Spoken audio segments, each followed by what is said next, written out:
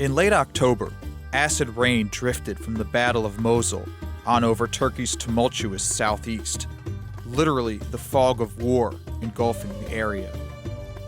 But even ISIS on the doorstep is not the most critical crossroads in the region. Here, on the front lines of Iraq and Syria, Turkey is already fighting a war with itself.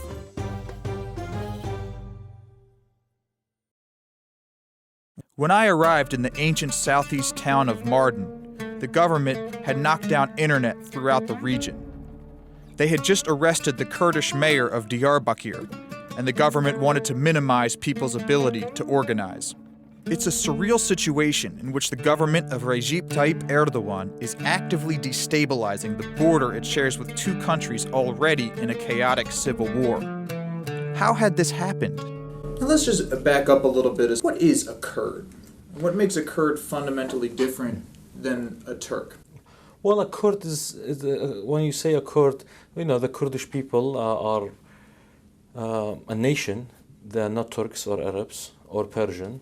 They are unfortunately divided into four countries, which is Iran, Turkey, Syria, Iraq, and that's because of the treaties by the great powers. The Kurdish people are completely different from other nations. Whether it's Saddam, Assad, religious Iran, or secular Turkey, Kurds have been repressed in all four countries where they are relevant minorities. Meanwhile, goals of statehood are perpetually deferred. 20 million Kurds are living in the whole Middle East, most of them in Turkey, and it cannot be suppressed. They will want to have sorts of statehood or autonomy. In Turkey, the repression of ethnic identity, culture, and language rights has led to spiraling conflict between the state and PKK terrorists.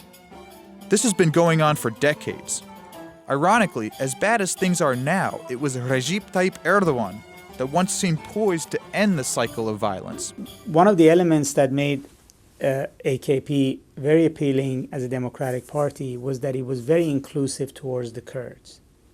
And particularly Prime Minister Erdogan used the values of AKP, the sort of democracy, pro-Europe, pro-business, moderate Islam, to woo the Kurds into greater participation in Turkish society, much more than the Kemalists had ever allowed them.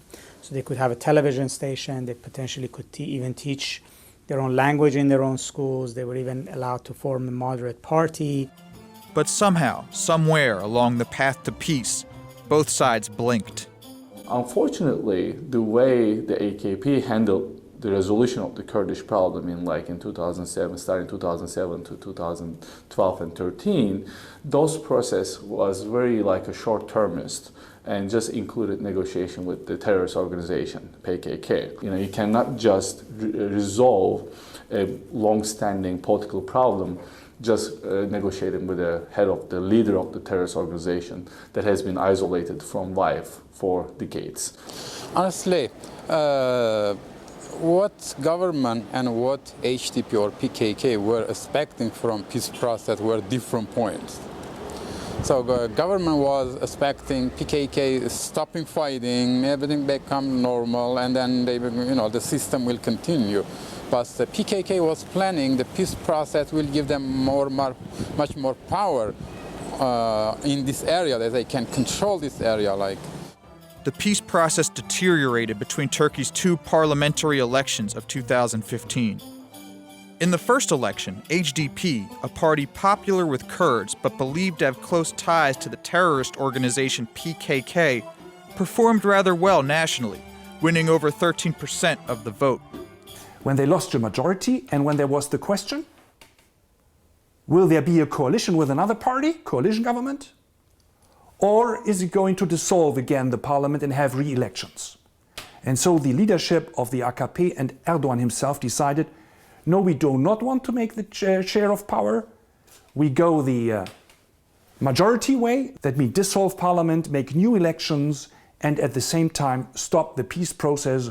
At this point, Erdogan's goal of consolidating power in a presidential system appeared to crash against a rising tide for decentralized power in Kurdish regions, similar to the model of autonomous Kurdistan in Iraq. Garo Peylan is a parliament member representing the HDP. And we just ask for decentralization because in Diyarbakir, let's say, the majority are the Kurds, or in Black Sea region, or in the Aegean Sea region. There are different realities, different majorities and minorities. So Turkey is a big country and have a 18 million population, but Erdogan wants to rule the country at Ankara. It doesn't work. If you say everybody is a Turk, the Kurds are going to resist. Following the June elections, President Erdogan refused to form a government, calling instead for new elections. In the interim, PKK broke the ceasefire, and the government has responded with sustained and intensive military action in the Kurdish southeast. The day after the elections, the attacks of PKK started, killing a policeman in his own home, and afterwards the attacks, the bombing started. And that's when the state that's responsible for protecting the lives of the citizens started fighting with the PKK again. Of course, PKK or the Kurdish people resisted, gave a struggle against this idol. And the response was very harsh. He just bombed the cities. Destroyed so many historical sites, historical towns. We have more than 300,000 Kurds in Turkey are displaced as of today. Internally displaced people are separating all over Turkey. They destroy whole the city. They destroyed the economy of the city. They destroyed the houses of the population. We don't have a sur. The center of Diyarbakir is a sur. We don't have a sur anymore. Controversially, President Erdogan has been appointing state-oriented governors in southeast regions who are superseding locally elected mayors. So my first stop in Mardin was to visit the mayor himself, a Kurdish representative of the HDP. In today's world, you can't turn everyone into a Turk or an Arab or a Kurd. We are who we are. They want a homogeneous society with a monolithic voice. We've come to a point where it's unacceptable for 3 or 4 Kurds to meet up and hang out. First, they arrested leaders of our districts. Now they are arresting big city mayors. This government could go as far as arresting our members of parliament. Just days after our conversation, the government removed Mayor Turk from his position and detained him. But there's a critical point we must not lose track of. Now, in the West, many people assume that the HDP is a Kurdish political party and that PKK is a Kurdish militia. But that's not necessarily true. Many feel that they are pawns, stuck between the government and the parties. I visited the southeast city of Geziltepe to speak with young Kurdish men who are not politically affiliated. From his perspective, he supports independent state. But he also thinks that neither PKK and nor HDP demands these from the government. They say they were caught off guard when the PKK broke the ceasefire. Suddenly, some people who we have never seen them before started digging the ditches on the streets, and they declared their own autonomy. We don't know where they came from, and because of this movement, about 10,000 people have been murdered brutally. You say you don't know what PKK wants. Yeah. Yes. What do you want? We are. Of course, we want independent country. We are oriented for national rights. Why not? We are a different nation. The frustration is palpable, and it could get worse. It is making harder for Kurdish youths to believe that there's a political solution with Turkey. Right now, as of today, the highest recruitment to PKK is recorded. They don't have any other choice but to join the mountain and join the PKK or other groups. The U.S.-Turkey divide is about more than Fethullah Gulen in Pennsylvania. The United States doesn't want to put boots on the ground in Syria. And right now, the U.S. trusts the Kurdish militias to fight ISIS.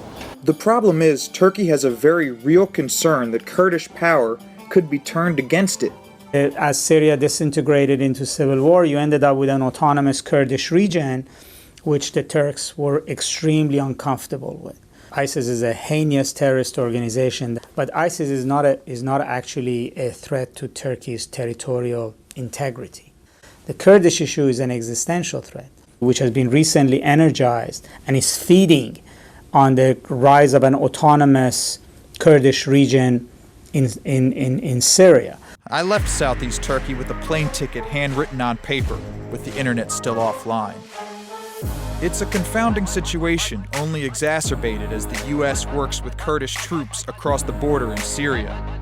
For the time being, Turks seem unsure of the rules of the game, hoping to find peace amidst institutional, economic, and ethnic tensions. Until then, Turkey remains at the crossroads.